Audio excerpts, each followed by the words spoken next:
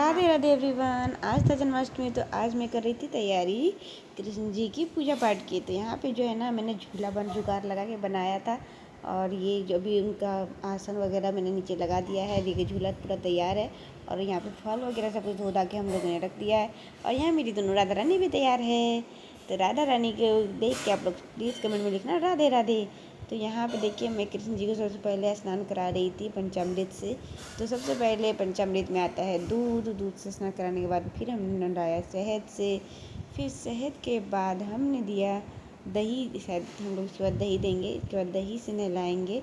और मैं और मेरे हस्बैंड जी हम दोनों मिलकर नहला रहे थे। और साथ में पूची भी साथ में मदद कर रही थी। पूची बोल रही थी कि मुझे भी करना है, मुझे भी करना है। वो भी नहा के आ गई थी रात को। तो उसके वो भी कर रही थी और हम लोग भी कर रहे थे। हम लोग सब दोनों तीनों आदमी मिल के कर रहे थे। तो लास्ट में फिर हम लोगों ने गुड़ दिया। उसके बाद सबसे लास्ट में हम लोगों ने गंगा जल से लड्डू गोपाल जी को नहला दिया। और मेरे लड्डू गोपाल जी देख सकते हैं एकदम साफ़ सुथरे हो गए, एकदम बहुत ही ज़्यादा सुंदर। ये तो पहले से ही सुंदर हैं। इनकी तो सुंदरता का कोई वर्णन ही नहीं कर सकता है। यहाँ पे मेरे लड्डू गोपाल जी नहा लिए थे, तो उनको उसके बाद उसकी मतलब देव पोंछ रहे थे मेरे हस्बैंड जी। और मेरी पूछी बोली थी पापा मुझे दीजिए, मुझे दीजिए, मुझे भी पोंछना है। तो यहाँ पे मैं बना रही थी स्वास्तिक प्लेट में। और उधर से पूची को भी मिल गया पोंछने के लिए।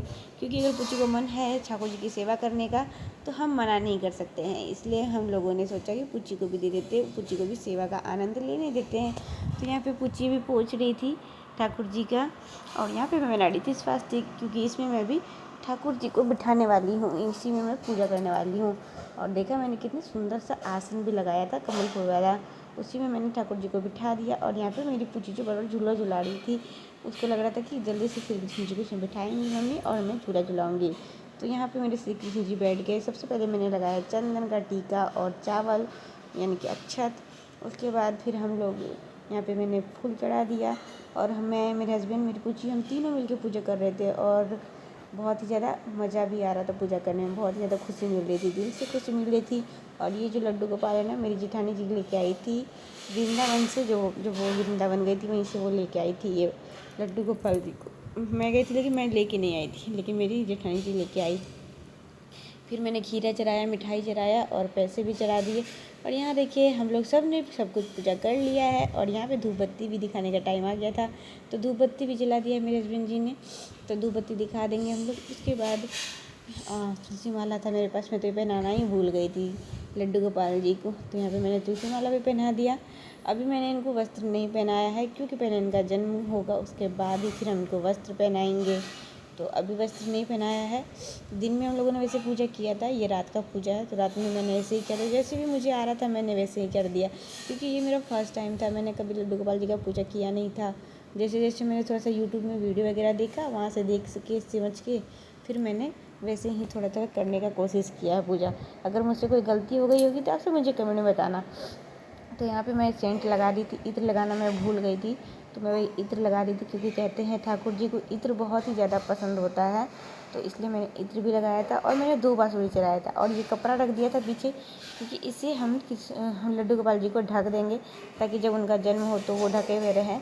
और जब जन्म के बाद उनको फिर ये कपड़ा निकाला जाता है। तो यहाँ पे हम लोगों ने इनको ढक दिया है। ढकने के बाद अब हम लोग दरवाज़ा बंद करके बाहर आ गए। और यहाँ पे हम वेट कर रहे थे। तो ऑलरेडी 11 बज गया था। उसके बाद देखिए हम यहाँ पे केक भी कटिंग हो रहा है, क्योंकि 12 बज चुके थे और मिर्ची को सो चुकी थी। सो के उठी, उसको ज़बरदस्ती में उठा के लाई केक कटिंग करवाने के लिए। फिर उसने केक भी काटा, जैसे तैसे मैंने पकड़ के कटवा दिया। और उसके बाद मैंने सबसे पहले लड्डू गोपाल जी को खिलाया केक। उसके बाद अपने चीकू को दिया, लेकिन वो खाई नहीं, क्योंकि वो सो के तुरंत उठी थी, तो वो रो रही थी। और यहाँ पे खीरा को हम लोग काट रहे थे। खीरा को कहते हैं सिक्के से ही काटा जाता है, कि सिक्के से ही फाड़ा जाता है। सबसे पहले इसका मुंह काटा, उसके बाद फिर उसका नाल भेदन कहते हैं ना, वो किया हम लोगों ने। उसके बाद फिर बीच से फाड़ दिया। उसके बाद यहाँ पे लड्डू गोपाल की वस्त्र की बारी आ गई थी, जिसमें कि मेरी लड्डू गोपाल तो और भी ज़्यादा क्यूट लगने लगे हैं। ये देख सकते हैं आप सब कितने ज़्यादा क्यूट है मेरे लड्डू गोपाल। तो यहाँ पे जो है ना बाल वगैरह हम लोग लगा रहे थे। और ये मुकुट भी लाए थे, जिसको चिपकाना पड़ता है। तो चिपकाने के लिए हम लोग गोंद ढूंढ रहे थे, जो नहीं मिल रहा था हम लोगों को। तो फाइनली यहाँ पे मुझे मिल गया है। तो अब देख सकते हैं मेरे लड्डू गोपाल का मुकुट भी लग गया, माला पहना दिया हम लोगों ने, और हाथ के बैंगल भी थे, बैंगल भी पहनाया। मतलब पता ना, ये नहीं समझ में आया कि ये क्या चीज़ था जो मेरे हस्बैंड जी पहना रहे थे। उन्होंने बस साइड में लगा दिया। उसके बाद लड्डू गोपाल जी को मैंने झूले पे लगा दिया। झूले पे बिठाने के बाद यहाँ पे हम लोग झुलाएंगे झूला। और बांसुरी भी रख दिया साथ में। तो आप सभी जन्माष्टमी की ढेर सारी शुभकामनाएं हैं मेरी तरफ से। तो यहाँ पे मैं कर रही थी आरती। लास्ट में आरती करने के बाद हमारे लड्डू गोपाल जी की पूजा हो चुकी है। हमारे लड्डू गोपाल ऐसे भी बहुत सुंदर हैं और सजने के बाद तो और भी ज़्यादा सुंदर लग रहे हैं। फिर से हम लोगों ने उनको फिर नीचे आसन दे दिया था, नीचे स्थापना कर दिया था। उसके बाद झूला को हम लोगों ने रख दिया और यहाँ पे हमारी पूजा हो गई थी। मिलते हैं नेक्स्ट वीडियो में, तब तक बाय बाय एंड हर हर महादेव।